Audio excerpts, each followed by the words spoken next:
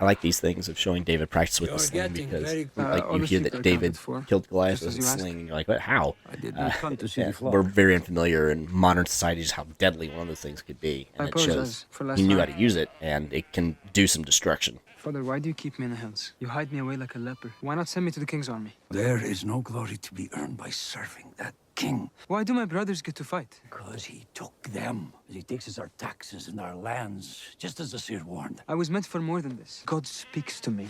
Papa. Yeah, in his house, but how are they related? What's going on?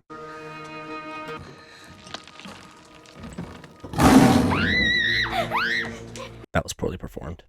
I will admit that. Got kind of a Jurassic Park scene going here.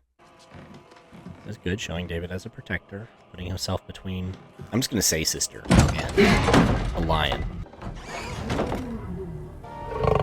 That shot of the lion looked a lot better. David, stop. Cannot face it alone. I can, and I will. No, wait. David, wait. Wasn't very forceful about that, was he? Stop, don't come back. It's a number of extras. I like when that happens. No, shut it down! I do like the artistic choice of making the Amalekites kind of barbaric, and the Israelites look a lot more civilized. I don't know whether or not it's accurate, but the things that archaeologists know that they did are really messed up.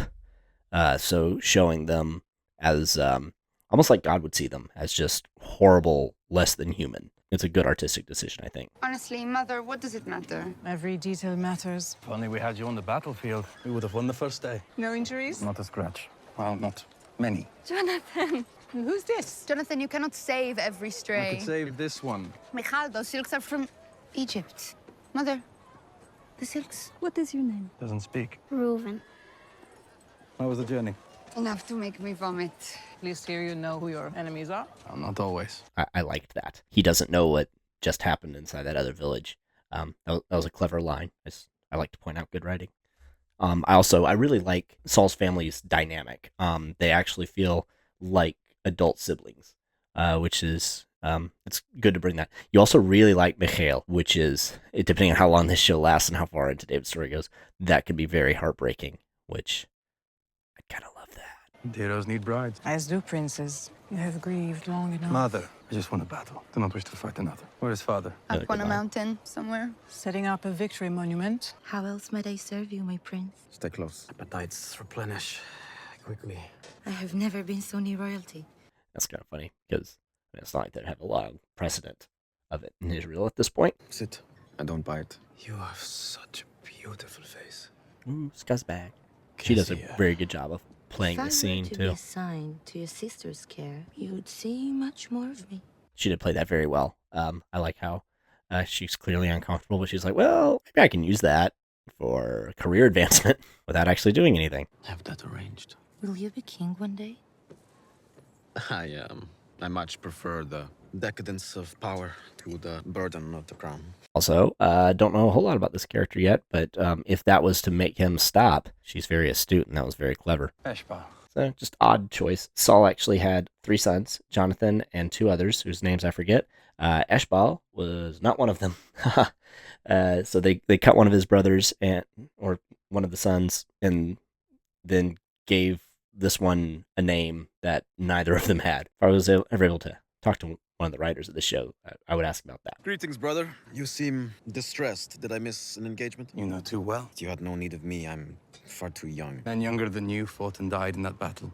Good for them. May God reward their sacrifices. This was your doing. You convinced father to keep these cursed objects. Cursed. Quite shiny, don't you think? To be cursed. Calm now, brother. Revel in our great victory. Suit yourself. I will speak of this again. Well, I can't wait. I do really like their dynamic, though, where you could tell with what the handmaid said and it kind of setting off Eshbal, the fact that he resents that he won't be king, but he also really doesn't want to be king. But then Jonathan very heavily feels the weight of the fact that he is going to be king, and so he is trying to be a righteous man and a good leader, and because he puts so much pressure on himself, he resents the fact that his brother puts no pressure on himself at all. And you get the feeling that Jonathan would be the same whether he was destined for the crown or not. I'm just going to go ahead and tell you, this actor who's playing Saul is great. don't know where they filmed this. Surely wasn't Father. Israel, because there's too much city in Israel now to get these sprawling vistas. And this does feel like it was actually filmed on a mountain, so maybe like, I don't know, Utah, somewhere around there. Everything's filmed in Canada now. I don't know. I should start pausing long before I hit play. What will it honor? The defeat of the Amalekites? It will be a memorial of all time to the greatness of our house, the glory of Israel. Greatness of God. Our greatness is his greatness. That's a really good interaction. You really like Jonathan in this, and as a Christian going into something like this, Jonathan is the biggest concern, because the question is, are they going to make him gay? And so far, there's been no indication of that. I really like the way that Jonathan is written. Like, you had that, Saul's talking about his glory, Israel's glory, and Jonathan just immediately in God's, and that is constant.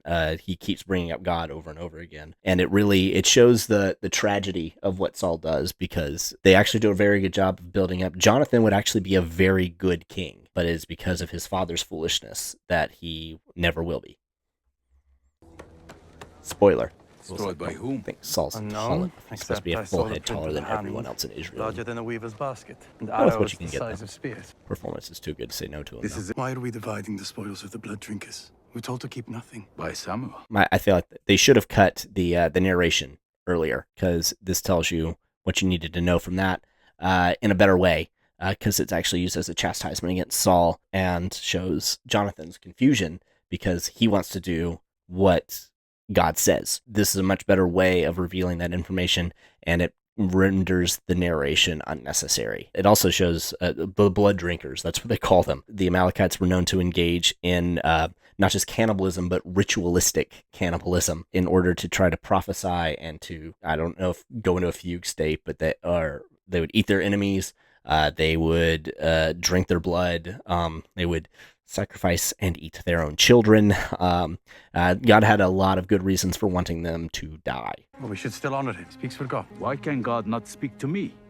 He's anointed. Anointed by Samuel. When you are king, someone will always be angry with you.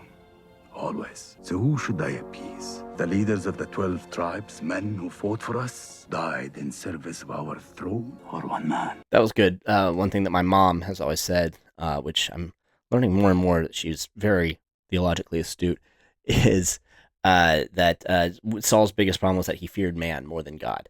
And so that Samuel, who speaks for God, said what he needed to do. And Saul says that he kept all this stuff to give to the leaders of the tribes of Israel, partially to appease them, which means that he doesn't believe that God will help him keep his kingdom. He needs to work as a politician in order to stay king rather than trusting God. And that is his downfall. We have a celebration to enjoy. Does a good job of backing up the text with things that weren't actually in the text, but creating what seems real. Oh, my son. What have you done? Also, this actor kills it. Try to figure out who this guy is. I'll tell you at the end of this episode. You won't guess it. We must go.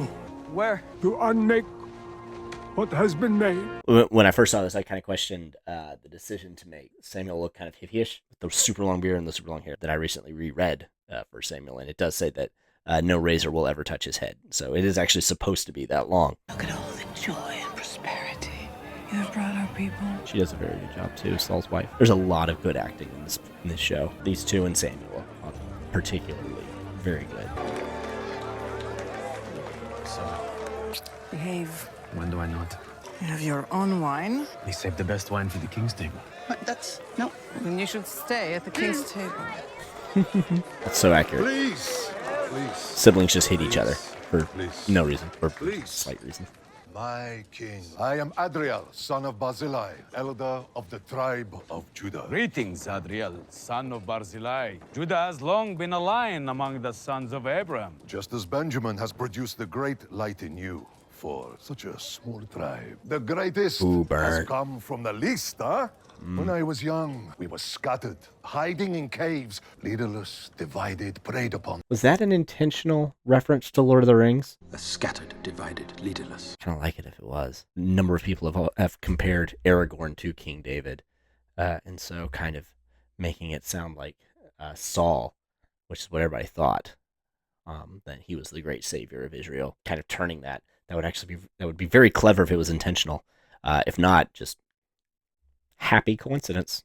Writers do that sometimes. Brilliance the by Lord of accident. hosts heard our cry and blessed us with a king, Saul, son of Kish of the tribe of Benjamin. And you, Saul, have made us fear, was wealthy with the spoils of the Amalekites. And their mighty King Agag sits It's a good choice, cutting to Jonathan while he said that. to the house of Saul, king of all Israel. May your reign endure for all generations. That eyebrow twitch was so good. It was so subtle. Can't even do that. Like, much less do it for an acting thing. Like, I don't think I could do it by accident. It's like part of his eyebrow went up. I thank Judah for their loyalty and raise this cup, not for myself, for my son, with courage and conviction. Go before him always. I pray I am remembered as a good king, but he will be greater than I. To your prince, to Jonathan, and his coming reign. To Jonathan, perfect in every way.